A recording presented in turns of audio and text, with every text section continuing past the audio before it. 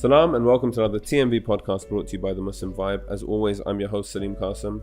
Unfortunately, it's just me this week. Hussam is not here and neither is Jessica or Roxanne or anyone else, so you're going to have to put up with just myself.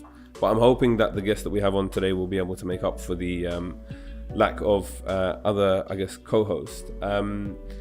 So today we're speaking to Fatema Dewji, who is, I'm going to read her bio actually, just so I don't miss out anything. Fatema is a businesswoman, founder of the marketing department at Metal, which is one of Africa's top 100 business conglomerates.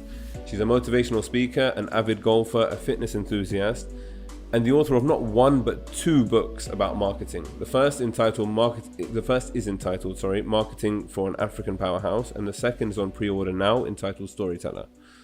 Assalamu alaikum, Fatema. Alaikum salam. Thank you for having me. No, thank you for being on. That's probably the most thorough introduction we've done for anyone, because there's just so many different kind of hats that you wear.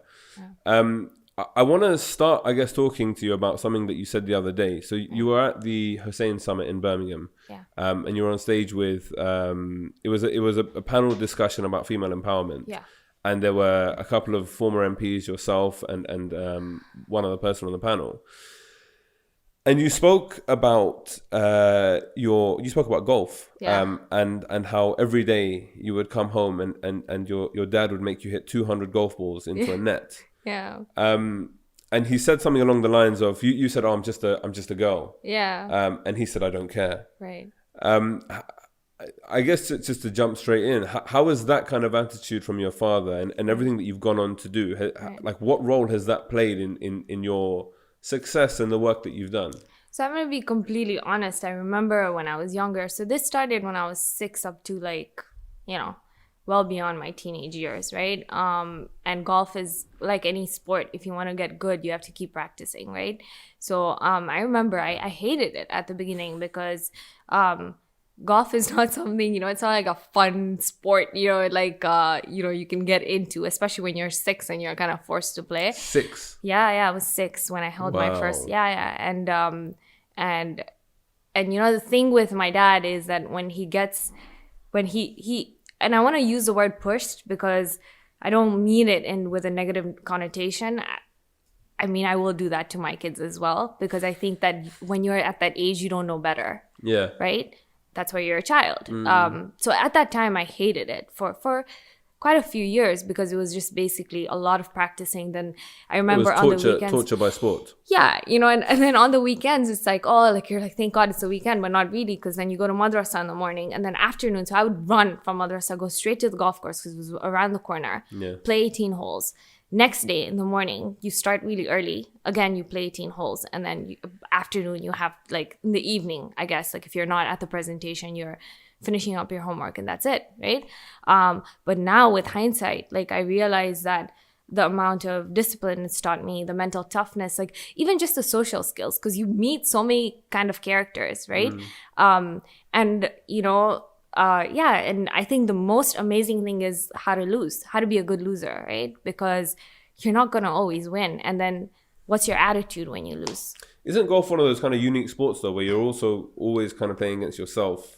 Yeah. As opposed to whoever else is against you. That person might be better or worse. Right. But you've also got your own personal score. Right. I don't know the technical terms when it comes to golf, but I know how this sport is played. Your handicap, Your handicap, exactly. Right. So it is I guess the mindset, and with sports generally as well, right? The mindset that it teaches you, and you say being gracious in defeat and everything else, and the mental toughness and being able to put aside whatever else might be going on and just focusing on the task at hand.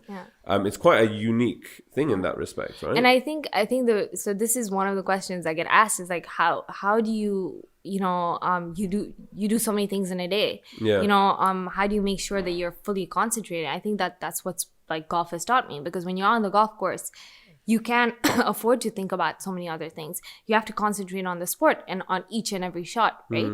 So, I think sports, and all of us. So I have 5 other siblings. My sister was a scratch handicapper. She was a 0 handicapper, very good golfer, one of the best in Africa. My brothers played tennis as well. So very sporty family. And I think it's you know what's beautiful is my dad didn't grow up playing sports. He grew up building something out of scratch. But his vision was so far beyond that he was like, look, I want to get my kids into all this, you know? And yeah. And for yourself as well, like you founded the marketing department at Meta, and I want to hear more about that and that journey. But specifically, how did you? And I think this is the thing that a lot of people struggle with when it comes to business, is finding the drive and the direction. Because a lot of people will have direction but no drive. Right. A lot of people will have drive but no direction. Right. How do you kind of bring the two together? And I guess, what was it for you growing up that was the kind of moment when you realized what you wanted to achieve and how you were going to do it? So I remember that I wasn't a very good student just because, you know, I was so consumed with sports that, you know, it was becoming very difficult to study. And also, you know, when you grow up in a family, everyone sort of compares you to other people. And, you know, when you come from a big family, it's even harder, right? So yeah, I've had a lot of criticism growing up, you know, you're not good enough, you're not doing well enough. And I never understood what the problem was, right? But I think one thing that I don't know what it is. I think, like I've said this so much, I think it's genetic, that I don't believe in blaming. Like, I'm not a blamer. It's all about, you know, sort of self-awareness and introspection. And so I remember that you know, I was 15 years old, and, you know, I was watching everyone doing really well in my class, and I was like, oh, I don't understand what's going on, you know, and I want to do better. And just overnight, the success wasn't overnight, but my mindset changed overnight. And the easy part was, you get the work done. But the hard part is your mind keeps telling you, you know, you're pathetic. You're not going to, you know, it's just all this negative self-talk, right? Yeah. And you have to keep fighting against it, you know? And so it's been like that for all my life. But practically, right. It's almost not helpful to hear that true. Overnight. It was a shift. No, I'm not saying, I mean, that's your story, but like, I'm saying the mindset had to change. But practically, I think that, you know, I talk about the process of things all the time, right? And the significance of the process. And I just, look, when I interviewed Mehdi Hassan also at the Hussein Summit, you have to put in the work. Okay, there is no shortcut to that. Like, you have to wake up early, you have to have discipline, you have to work hard, you know.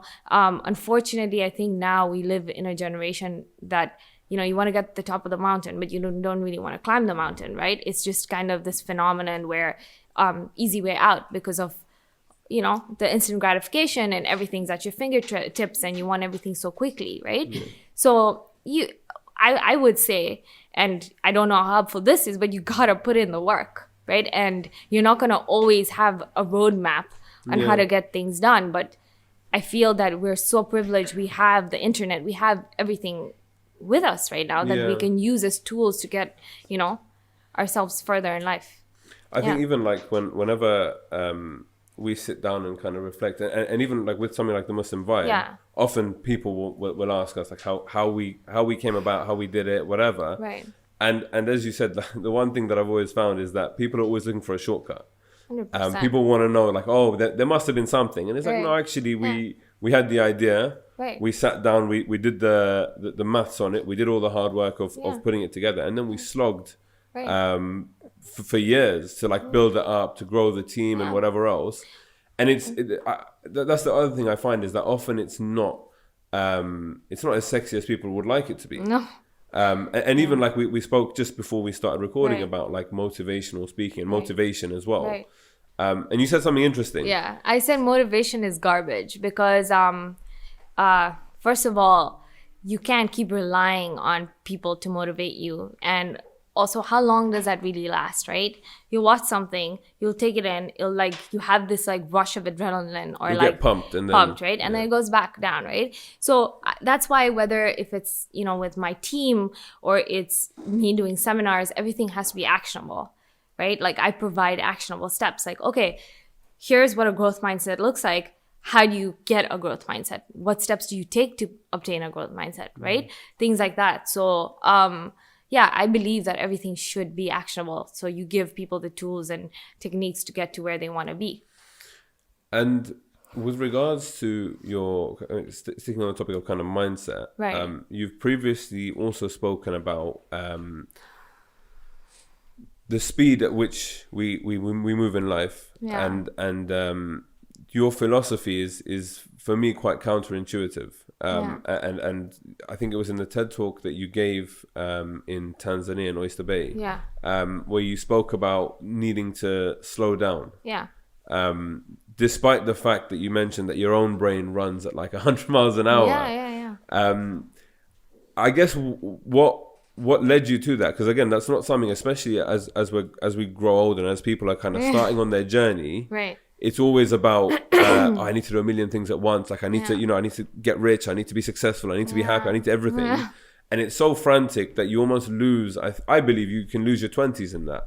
Yeah. And you'll hit 30, and then all of a sudden you're like trying to mellow down a little bit, but you don't know how to, because everything you've done has always been like crazy. Right. So what brought about that philosophy in yourself?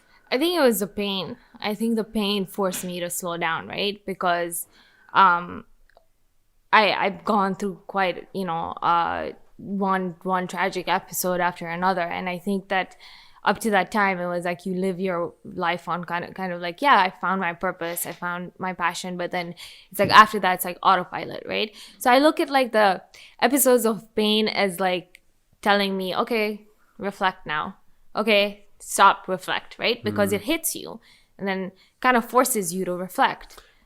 And I think it's probably worth noting here for people that aren't aware of the kind of stories or the pain, the trauma that you've kind of been through in life. Yeah.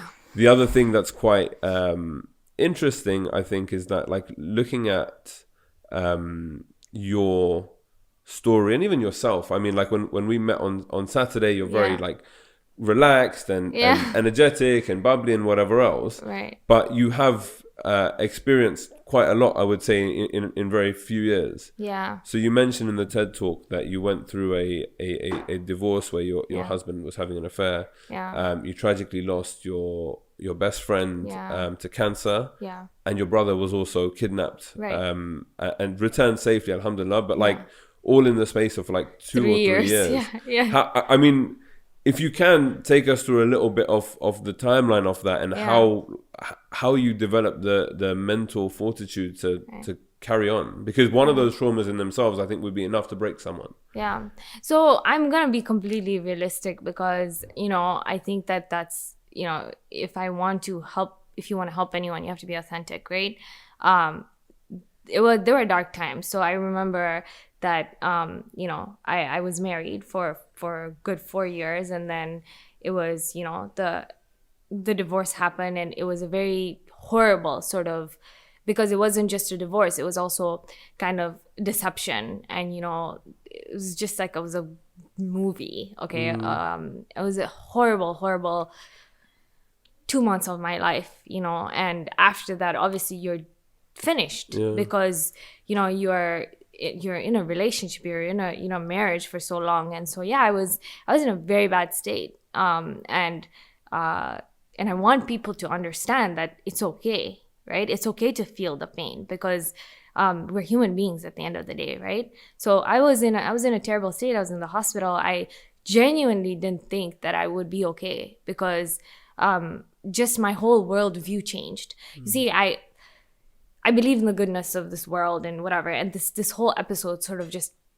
trashed everything I believed in, which is another thing, because things are going to happen in your life that just change. They're going to force you to change your worldview, right? Or they're going to try to change your worldview on things. And so, I was finished. I didn't think I was going to be able to get back up. But then I took the steps to slowly do these things. And one of the things was that my family wouldn't have it. They were just like, okay, get up and get to work. And that was one of them. And I'm being completely honest, because I've seen other people, and I think that sometimes parents, or we are a little bit too just, laid back about it, and it can actually cause a bigger problem, right? Yes. Like you wrap someone in cotton wool and you don't let them... Yeah, you baby them too much. Yeah. And I think with my family, it was a bit like, okay, just get over it now. It's like 2 weeks later. And so I remember this Your dad, scene. I imagine, gave you a bucket of golf balls and was like, hit another 200. No, it was actually funny because I remember this. It's funny now with hindsight, and it wasn't funny then. But I would like walk into the boardroom and I'd have these meetings. And then I'd be like, excuse me, guys. I'd go to the bathroom and cry my eyes out, wash my face, come back. And Are you serious? Yeah. And I've not shared this before, but yes, this is what would happen. And it would keep happening, but then the pain just got better.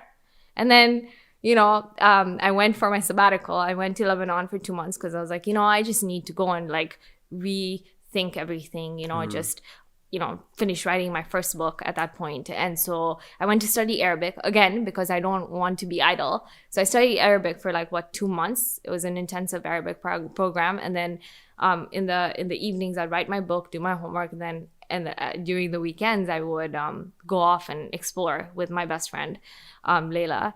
And so, I came back and I had my book launch, and 4 days later, my brother goes missing.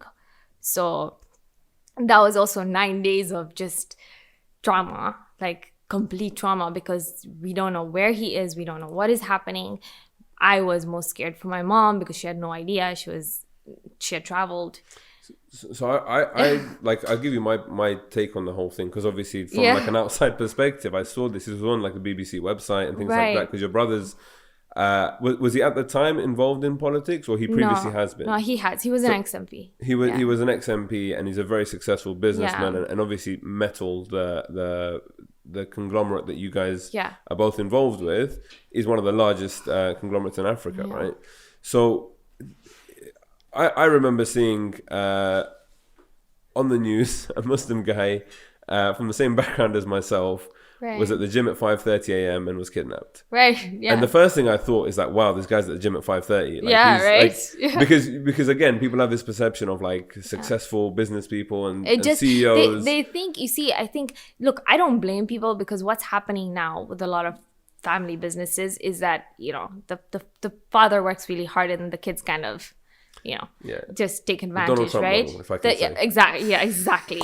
I think with my family, my dad never let us have it that way, and he ingrained that discipline from when we were really young. So all of us wake up really early.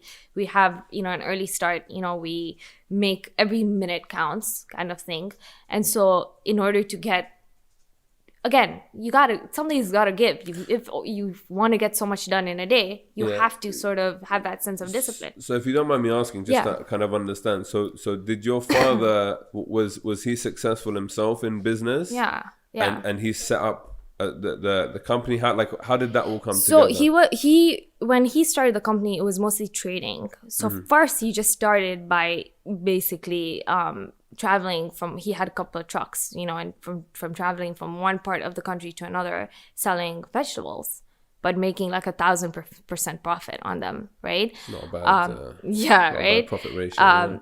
But I remember everybody I've spoken to they all tell me that I've never seen your father slow down. The guy just worked. He just worked. Like there was no Friday, Saturday, Sunday, right? And so anyways, it was a trading house, and then we bought a lot of sick companies, right? So companies that were not doing well, and we sort of pumped money into them, and then started building up and doing a lot more manufacturing and textiles and things like that. So that's how we grew. And then I guess coming back to the story of your brother, as I said, from an outside perspective, we kind of saw this, and there was a hashtag. And there was like a whole campaign. Bring back Mo, Bring back, is it our Mo or Bring back Mo? Bring back our Mo. Bring back our Mo. And I can't begin to imagine what that was like for you and your family. Like how did you receive the news when you first found out? So I remember I was in bed again, I was up at 6. So I get a phone call, and my dad calls me, and he's like, Muhammad's been kidnapped. And I was like, who, my executive assistant? And he's like, no, your brother. And I was just like, what? And I remember it was shocking, right? And so I just ran down, and then, my family came together, and we were just like now freaking out because trying to figure out what's happening, put things together, the pieces of the puzzle together. And so again, then for 9 days we didn't hear anything, and it was just, you towards the end you kind of lose hope, right? By the 7th, 8th day. Every day that goes on, you just think it's less and less likely that this is going to end well. Back. Yeah, and I think for all of us, my dad's been, and I talk about my mom in almost every talk, because if it wasn't for her, I think we wouldn't be here, because I think my dad instilled all the discipline and the sort of the work ethic, but my mom instilled the heart. And so the reason why this campaign went public and was so huge was because my brother has been loved in the country by everybody. He's very much loved, and it's because he did everything with his heart, right? He does everything with his heart. And my mom, I remember, growing up, coming from a wealthy household, she was very clear, and she would tell all of us, she's like, listen, if anyone comes and tells me you guys are arrogant or you're rude or you're proud, I will slap you. I don't care how old you are. And she said this, and I think it's so important because it's made us who we are, right? And also it's, today, I think that you can connect so much better with people if you there is no need for that ego, whoever you are or whatever you are, right? So yeah, I thank my mom a lot for all that. That's it's really good to hear. Yeah. I think, again, like, 'cause there is that kind of natural kind of warmth that you have, and Thank I think it's you maintain that like level of realness. Yeah. That often people, I think, lose along the way sometimes, especially when it comes to kind of success, and I think more so in a place like Tanzania, where there is a very different dynamic, I guess, in terms of like to the UK. Right. So you have drivers, you have servants, you have cooks, you have maids, you have all of this stuff, and that's not even like the upper class. The middle class have that as well. Everyone, and so I've seen people, because obviously my background's, I'm East African as well. I've seen people who have the people working in their houses and don't treat them with the most respect. People. So I watched something, and this was something motivational, but also actionable, and that's why I talk about action. I watched a guy in the Navy, and he said, if you want to be successful, make your bed first thing in the morning. And I do that every single morning. I've seen that video. I love it, and I do it every single, that thing stuck with me. Even when, like, it doesn't matter where I am, I get up and I do my bed. And I go and it's here. It's like when you tell people, they're like, right, big whoop, right? Like we do everything. But I'm like, it's at home, people just get up and they just leave, right? Because everything's done, right? But I've managed to sort of. Can I give you my philosophy on that? Sure, tell me. So look, the bed is going to be there when you come back, right? If the blanket is like turned up slightly or whatever, you just jump in bed and you go back to sleep. Okay. What's the issue? Okay, let me tell you something. Right. When you, first thing in the morning, when you feel a sense of achievement, and I'm saying this through practice, I'm not telling you because of what I heard. I'm telling you because I've done it, okay? It's just the way your brain works, right? Like if you feel that something's done, you've accomplished something, even if it's small, you feel that kind of momentum to keep going that day, right? It's like one thing done. I don't know. We have a different... No, I get it. I mean, right. I think a lot of this stuff is very subjective. Right. Because But it's also discipline, isn't it? Like today, I feel that it's so nice that when you wake up and you do things for yourself and you take care of your surroundings, like it's so nice to come back to like a sort of a clean surround. Again, it works. It works for like. I mean, luckily it's not on camera, but my desk is always a mess. Yeah. I'm not a details person. No, you see, you can't be everything, right? Like today, you can't be so like detailed, but then at the same time, like, there's nowadays, people used to say, oh, you have to be an early bird to be successful. Look, it just so happened we all are, but I don't believe in that. There's some people, and mostly the creative people. So, a lot of people on my team that I work with, they're all creative people. Yeah. And they tell me that, look, Fatema, please. And because I'm that type of leader where I will assess you and I'll say, okay, I know you're good at this and I know that you'll get it done if I give you breathing space. I don't care if you're out. right? As long as you just get it done. Or if you have to be up until 3, get it done. And then if you get up a little bit later, right? So you have to understand everyone's mindset, right? So I'm funnily enough in an office surrounded by creatives. Right. So Hasib, as an example, we've worked together for 7 years, I want to say, maybe even longer. And he'll go through a phase of, for example, creatively being stifled. Right. And then all of a sudden go on like a 72-hour rampage. And when I say 72 hours, I mean like 72 hours, no sleep, just in the office, constantly slogging away and producing absolute magic. Right. And it's interesting because when you talk about, when people say like, oh, it's all about being an early bird, like as you say, creatives especially are often the complete opposite. 100%. And you can't, creativity, I don't think can be confined to 9 a.m. to 5 p.m. Yeah. It doesn't work like that, right? It's just a different world altogether.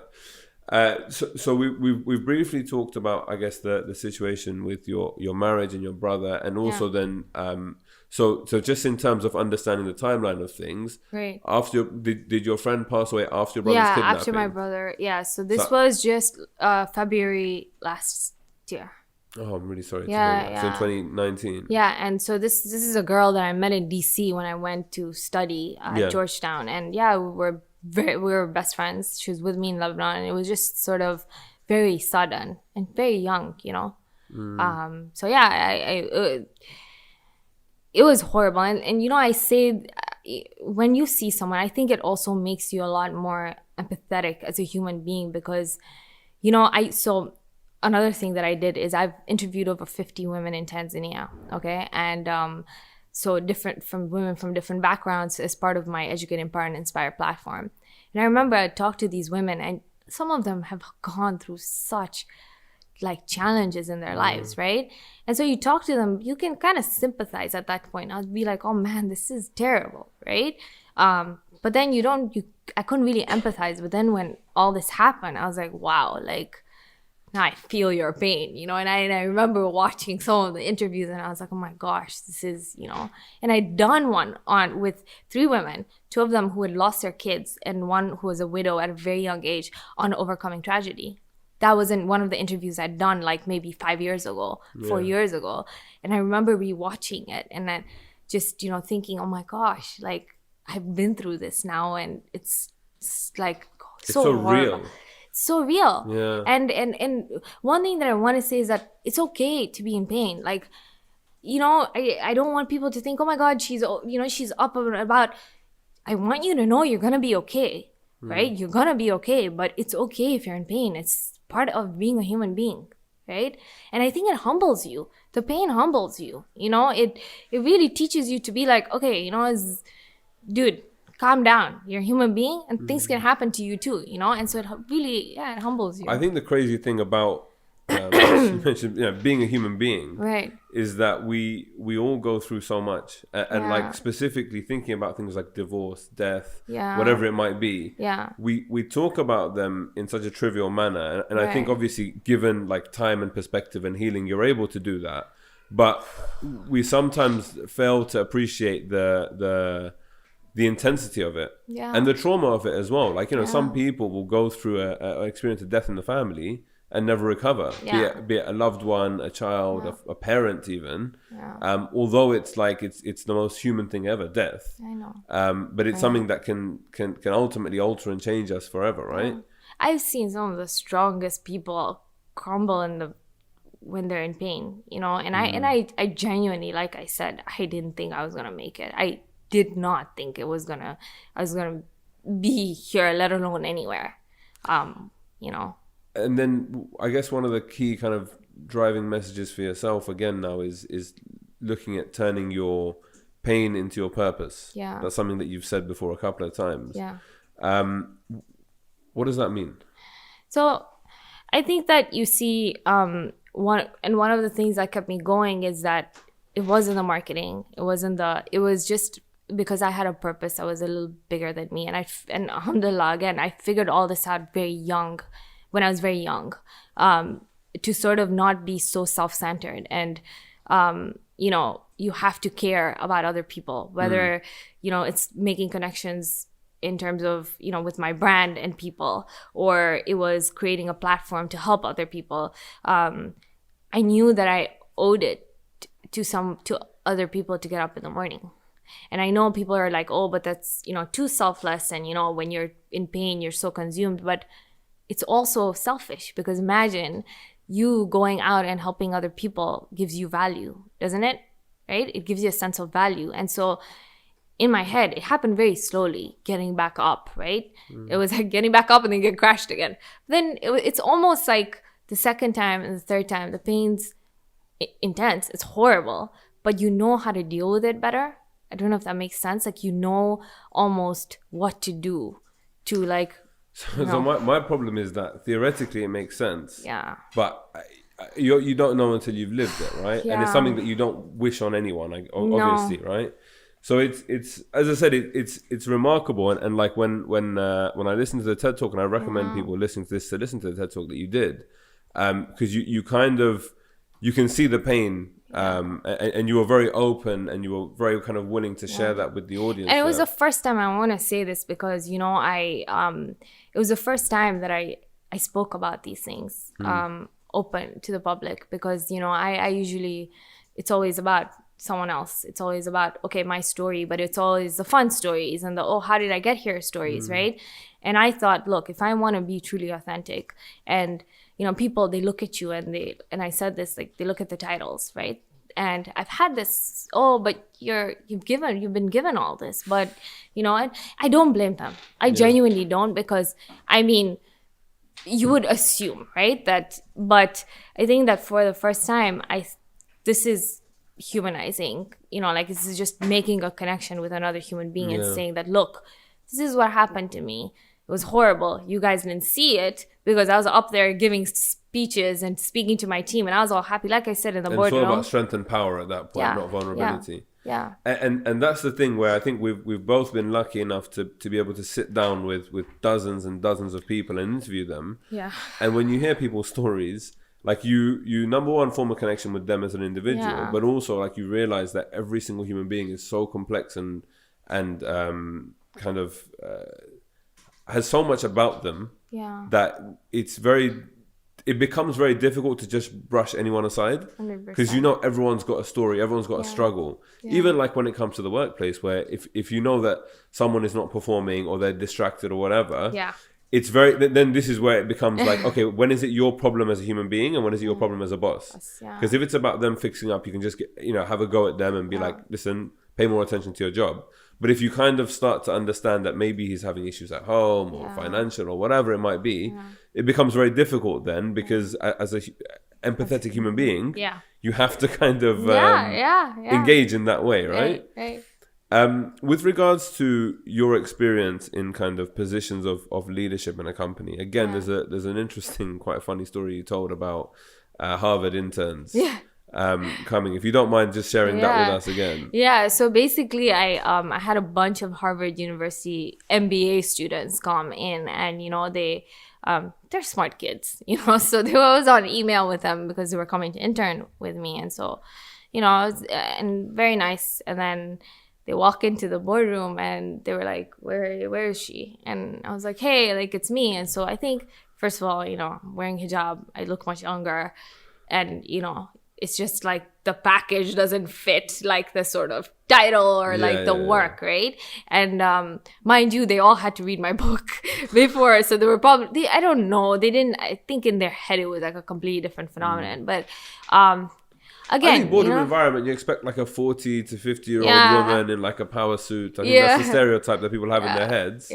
But you see, the thing is that it's also then, okay, they have that barrier already. How do you break it, right? So with me, I tell everyone this, like, just be nice, be kind, like, just be human, you know what I'm saying? Like, the problem with a lot of people is like, now they want to show their power. And so they're like, oh my God, this is who I am. And I'm like, look, they were there for what, 4 weeks, 3-4 weeks. I got to know them so well. I took them to a football game. Like, it was amazing. Like, we formed a connection, and so much respect was built and so much work was done. And, and this was not the first time. I've had Georgia Tech students come in and be like, what? Like, what is going on? And we flew down all this way to be her intern, Your intern, yeah. But, it's okay. I think, stop taking things too personally, I think sometimes. And I think there's always, like, I've been reading this book. It's called Everything is Figure Outable. And I feel like I've lived it before I read it. I just believe that you can figure everything out if you just have the right attitude. So we have these kind of notions of, from the perspective of gender dynamics in leadership and in the workplace and whatever else.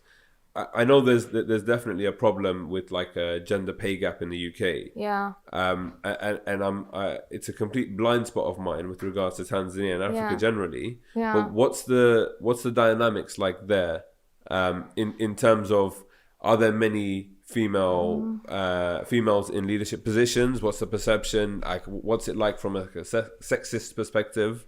How has that all kind of been for you? I think that there are not as many female leaders in Tanzania, but I think that in contrast to the UK or to the West generally, do you have an idea? I think it's about the same, we can say. Really? Yeah. But I think that women are very that they are coming up. That they are like starting to sort of rise up and take initiative and and I guess do things, right? But it's the same sort of issues. You have a woman in a leadership position. There's a lot of harassment. There's a lot of, you're not good enough. You don't know what you're doing. How can you, how can you balance your life? And, it's a lot of judgment, right? So it's the same issues everywhere, I think. And what's I guess the interesting thing is then what's personally helped you with that?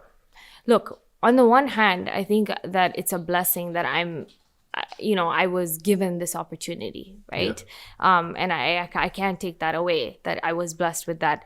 But I think also that, when you speak, and this is just a leadership thing, like I work with people, and I wrote about this in my first book, that I speak to people who have worked for multinational companies for 40 years, man. Like, and then they're working like under me. I'm their boss or whatever you'd like to call, right? But how do you speak with them? Like with me, it's always, oh great, I'm learning something. And so I always shut up and I listen to what everyone says. And I realize that, first of all, it gives them so much, they feel respected, and I'm learning so much along the way. And so I feel that doing that, I've managed to get to where I am because I've given them that sense of respect. But I think people would be weary of doing that in your position. Because I'm thinking if I was there, I would constantly be thinking, oh, everyone thinks I'm here because of privilege. Yeah. And I don't deserve to be here. But you are. I know, but then how do you address that? Because like, okay, now you tell me something, okay? Yeah. I have one choice, that I can squander the opportunity or I can learn from it, right? Like I can just sort of be there and go, like, I'm given this great platform. Now it's up to me. It's in my hands what I do with it, right? So what I'm trying to say is that, look, whatever people perceive of you at that point, I didn't care because I was there to learn. Like I said, I didn't study marketing. I sort of created the department on my own, right? How are you supposed to create a department if you're not willing to learn? If you're not willing to listen to other people, right? And, I don't know if it's, I've read a lot. I've watched a lot of stuff, and I've noticed that, I've used a lot of these tools, like listening. They say that leaders should always speak last. Why? It makes so much sense, because if all you do is you want to speak, you're not going to listen. No one will be able to, even fear, right? Like if you my dad has a persona, and people are they're scared of him, and it's got him where he is because he's a no mess around person. But with me, people are more, I sort of lead with that, hey, if there's anything, come and talk to me. So they'll come and tell me that, Fatema, look, I think there's a problem with the production of this item. Like there's an issue. If you don't fix it, it's gonna cause a problem in your sales. Yeah. So having that sort of mentality has helped a lot, you know? So it's interesting. You definitely have seen the merit in your dad's leadership style. Yeah. And but also acknowledge that there are different ways of being a leader. I remember when I was doing marketing, he's like, what is this? Such a waste of money. And I'm like, okay, but I'm going to do it Sounds anyways. like every father talking to every child ever. And you know, look, you see, but you have to understand. That's what I'm trying to say. Like, you have to understand that other people's perspective, right? Like today, he, until recently, was so involved with the labeling of our FMCG products. He's a like chairman of the company. You're like, buddy, leave this to me. What are you doing? You know? But what I and I've said this in my book, I'm like, look, you know, I could have easily started like hitting heads with him and being like, what are you doing? You know, are you insane? Like, why are you getting involved in the labeling? But then, you know, I sort of thought to myself, okay, why don't I work with him? Right? And then slowly, you know, he'll learn to let go. But it's like, look, it's like today, let's say this is your baby, right? Or like you have a business and someone just comes in and they're like, I have a great idea. I'm going to start like, and completely don't care about what you have in mind. It's not easy. My dad has built this from scratch with his hands. You know, you have to understand that, right? So I used to be very angry and upset and like, are you crazy? What do you know? This is really annoying. But then I changed my perspective because I knew if I wanted to be you started successful, to market your marketing department. Yeah, exactly, like right? That. Yeah. I guess, I mean, it's interesting from like a business perspective, looking generationally at like the changes. Because as you said, the company didn't have a marketing department because they probably at the time saw no value, didn't understand or appreciate what it was. Yeah. You've come in from like a different perspective, having gone off to America, studied whatever else, come back and have completely different ideas and experiences that have shaped your business interests. Yeah. And I guess the luck of it for yourself is that this entity was able to facilitate that for you. 100%. But then that's only 10% of the journey, because then from there it's being able to grow that and develop and do whatever you've kind of done with it. Yeah. In terms of, I mean, you've mentioned the struggles that you faced kind of in your personal life and the traumas that you've been through, but from a business perspective, what are the big obstacles or the big issues that you found? I guess just working, be it like in Tanzania, working in a family business, I'm sure can't be fun either. Yeah. What have been the biggest kind of things to overcome? Like I said, you know, at the beginning, everybody was, you know, it's like a sense of control. They don't want to give you that, you know, that freedom because this is your department to kind of do what you want, right? So there was a lot of control. And then, you know, it was just like the whole mindset, you know, how people work as opposed to how you work, right? Sorry to interrupt, but like when things like that are happening, does it affect you from a perspective of ego as well? Like, does it make you think, oh, am I good enough? Do these guys know more? Yeah, that it happened when I was younger. So like, for example, you see in the West, how things work is you have the research and development team doing the market research, coming up with, hey, let's go figure out what is needed in the market and then make the product, right? Here it was my dad going, make this, and then now you guys sell it and market it. Do you understand? Completely different sort of way of working, right? Top down, basically. Exactly, top down, right? So what I did is slowly I started to change things up, right? So one of the things that we worked on was, I remember when we introduced the detergents, we went and did some market research, and we realized that people were adding Dettol to the detergent to kill the bacteria because it wasn't present in the detergent.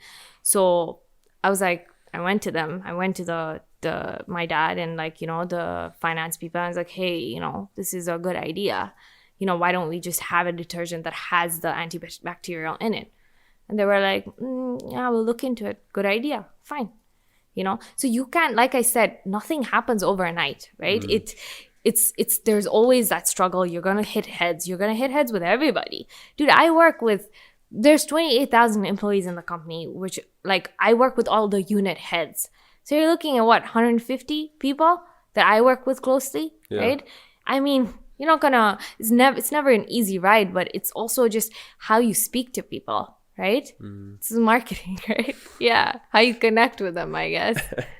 Yeah. And I guess that's then taking you to a situation, and funny enough, you're on your way from here to Oxford University for a book signing. Yeah. But you've written 2 books now on the topic of marketing. Yeah.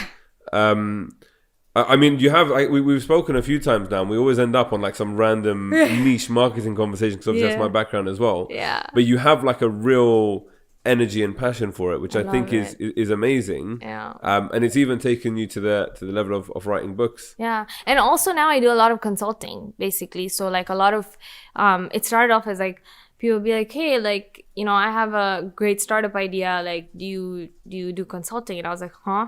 What? Like, this sounds interesting. The answer is always like, yes. Yes. So a question like, yes. I can do it, and then you figure out how to do it later. Exactly. And so I remember, like, it first started off with just seminars on public speaking, and then I was like, you know, this is like, I mean, you know, it's kind of the motivational speaking is kind of getting, you know, a little redundant now. So I was like, look, I love business. I love marketing. I love, like, you know, all this like soft, you know, the soft skills that come with it, right? Today, look, if you have a great resume, you don't know how to deliver yourself or like, you know, get someone to hire you. What's the point? Right? So I was like, you know what? I started these coffee sessions. Again, everybody was like, this is so dumb. Like, I don't know what you're doing. I remember people, and the good thing is, you know, I just don't care. Like, I genuinely, if I put my mind to something and I want to do it, I don't care what anyone has to say. Yeah. I'll fail it and then be like, okay, that was a bad idea. But I'll get burned. You'll take lessons from it as well, exactly. Right? Yeah. And this thing just went crazy. Like, it was exciting. Like, you know, and again, I was talking to you about it earlier. The reason why I loved it is because it's progressive. It's not like a 1-day workshop and then it's over. It was like over 6 weeks. And you know what happens is, like, for me, the most beautiful thing is like people who come in for all this. I had dentists and doctors and like old men, like, who were 70-year-old man who like came to this event, like to my coffee sessions. And it was just like, honestly, amazing. Like, very good experience. And with regards to the books, so the second one is available for pre-order. Yes, on Amazon. Yeah. What happened between the first book and the second book that you needed to write a second one? So the second book is about storytelling and marketing, right? So building brands and sort of, it's about heart, right? But it's also a how-to guide. So like I said, everything is actionable. So I realized that, look, the first book was about my story, which is good because I think that people needed to know my background before they bought a second book about, hey, okay, now I know what I'm talking about. I've done a bunch of stuff. Now let me teach you how to do storytelling and connecting with people and how to brand yourself as a person, how to brand your business, whether it's on social media, whether it's anywhere, right? So that's what the second book is mostly about. It's a how-to guide, right? It's interesting because when you've also talked about brands and personal brands and things like that, and it's the world that we live in now is pretty much shaped around that. 100%. So it's all a case of you know, influencers, for example, have influencer marketing. Influencer marketing has skyrocketed, and I think now it's maybe a bit saturated. And I mean, that's like a more another niche marketing conversation that we can have. But when you look at the impact that personal branding has, and like having that human touch and that human effect, and I always look at examples like Coca-Cola. Please don't use Coca-Cola. They're my competitors. Okay, well, I'm just kidding. I'm kidding. I was going to use them regardless, but because I don't know any others. But you know the Coke studios in India and even in Africa are huge. Oh, is the Coke studio? Oh, enormous. So Coke Studios is an example of a company just like taking that feel good factor, and doing that and giving that to people, even though there's no Coke bottles in there. It's unrelated entirely, but it's just that positive brand association. But it creates an emotion. So that's I'm going to talk now that you spoke about Coke. I'm sorry, I have to do it. As a marketer, you're going to plug out your own product. I have to. So there's 150 products you can plug, right? Yeah, but I have an umbrella brand called Mo, and what is the tagline? It's called, in Kiswahili, it's Tunagusa Maisha Yako, which means we touch your life. And the reason why I had that is because from the moment you wake up to the moment you go to sleep, you're constantly using our products. So when you wake up, you use our wheat flour oil.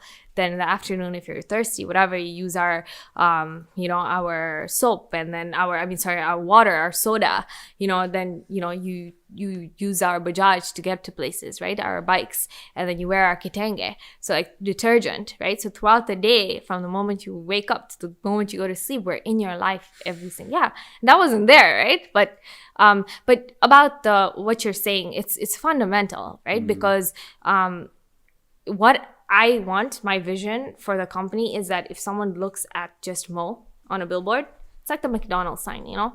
I want them to know exactly what we're about without having to go and see products.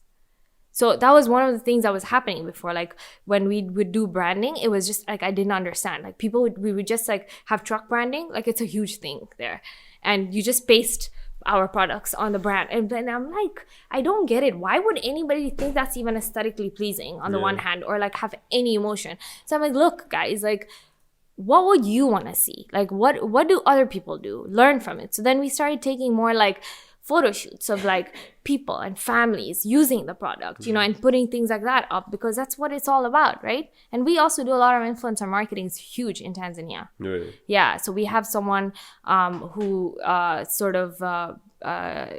connect them to our beauty soap. One of them, a huge entertainment star who does our bikes, right? So our Bajaj bikes. And then there's one who does our soap, our wheat flour. So she has a restaurant and she's a kind of a cook.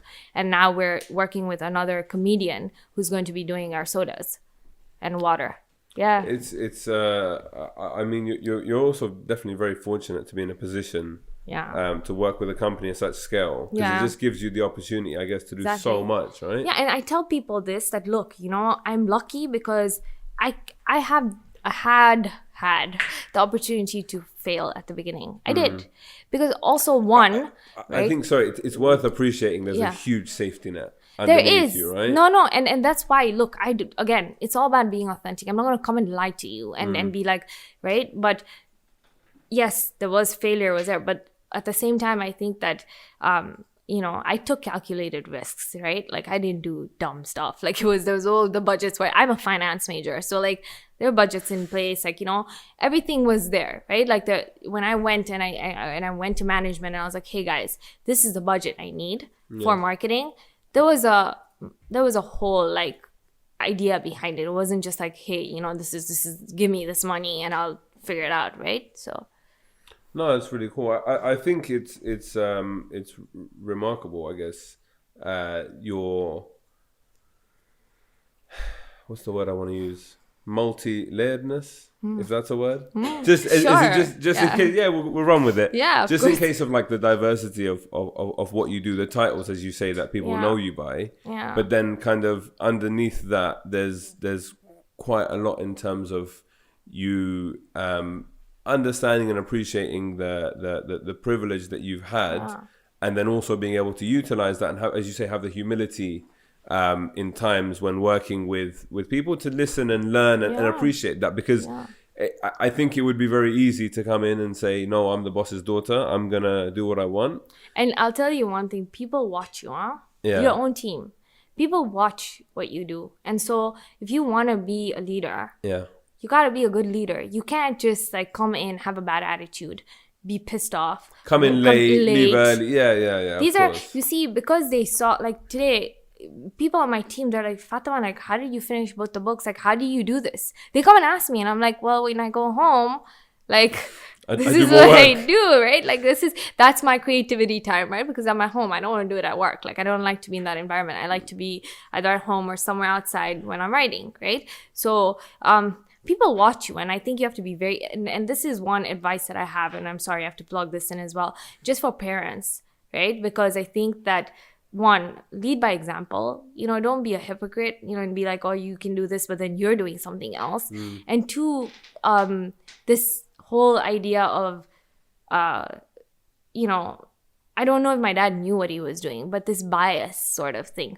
Look, I'm not a feminist at all. I'm really not. Like, I believe that women have a beauty. Like, we're created by Allah as equals, but we are, you know, we can have children, and there's a whole beauty to all that, and being a wife, and, you know, I think it's wonderful, right? And And this is something that, you know, a lot of people come to me and they're like, oh, it's a really stupid thing you say, but I don't care. I was gonna say, we don't have time to unpick this, but we'll right. Yeah. But I do. I this is just my thought process, and I'm not going to change it. Yeah, of okay. Course. You're entitled to that. Thank you. But at the same time, I think that, you know, how you speak to your daughters and your sons, be very careful. You know, don't put these things in their mind when they're growing up. It can really tear them down, you know. And so be very careful the way you talk to your kids. You know. Well, I funny enough, I was going to ask you, like, if you had any advice, but I think we'll take that on as something for parents to look at with regards to shaping their kids. But no, thank you very much for coming here. Like, I'm glad we were able to do this. I know you're only in town for a very short time. Yeah, thank you. But it's as I said, it's we could talk for hours. I think because there's so much that you've done and experienced and. All the women, I was watching some of the stuff that you've done. I need to watch more of the interviews because I think even their own, the stories of the women that you've profiled. But I want to ask you, like, don't you think that... Is it a rhetorical question or do you want an actual answer? No, I want an answer. Okay, go on. I want to ask you that you've done all this work, right? Yeah. And what is the most rewarding thing? The look on my daughter's face. No. Oh wow, Sandra. No. You know what the most rewarding thing for me is being able to I guess like look back. You know when you take a moment and you just look at what's going on. Like now, I'll tell you honestly. Now, so I'm going away tomorrow evening for a week with my family. Now everyone knows my travel schedule, but that's the secondary issue. When I'm able to kind of know that everybody is going to be in the office, the Muslim vibe is still functioning, people are doing their thing, like that's incredible because we've created that from the ground up. Yeah. So early days, it was myself and Hasib working on this project. And if I didn't, we tried to upload one article a day on the website as a minimum. If I didn't do that, he would be bollocking me because it was just the two of us. If I went away, like there was no slack to give. Do you know what I mean? I agree. But for me now, when I'm able to kind of look at what we've created and where we're at now, it's like it's just a nice feeling of like we've actualized something. Given, as you said earlier, it's like giving birth to a child almost. And I joked about the smile in my child's face, which I like. It is, yeah. No, but it's the same thing here, right? Yeah, I know. So is that the right answer? You know, it actually gave me a sense of, because, you know, usually when people ask me, I'm like, oh, it's to make a difference. And it is. There is a purpose, but it's so nice to also sometimes look back and think, oh, wow, I did something and it's great. And just sort of acknowledge that you've done something great. And I took that from you. But I mean, the secondary, as you said. It's okay. You're still first. I'm sorry. We can only take one answer. The one answer. So, oh God, I failed the interview. This is why I sit here and I don't do it the other way. Okay. But no, thank you so much for your time. Really appreciate it. Yeah, it was a pleasure. And definitely come back to see us again next time you're in the UK. Inshallah. Thank you. Salam.